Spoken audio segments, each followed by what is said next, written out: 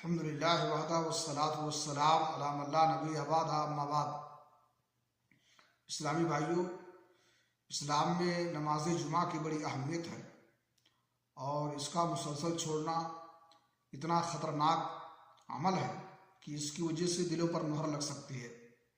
सही मुस्लिम शरीफ की हदीस है, रसूल अकरम सल्लल्लाहु अलैहि वसल्लम ने फरमाया, लयंतहियन्ना क़वामुन अन वदइहिल जुमुआत औ लयख्तमन्नल्लाहु अला क़ुलूबिहिम सुम्मा लयकूनुन्ना मिनल गाफ़िलीन, कि लोग जुमे की नमाज छोड़ने से बाज आ जाएं, वरना ज़रूर अल्लाह रब्बुल आलमीन उनके दिलों पर मुहर लगा देगा, फिर वो गाफिल लोगों में से हो जाएंगे, यानी अल्लाह रब्बुल आलमीन के ज़िक्र अज़कार से और उसके अहकाम से गाफिल हो जाएंगे।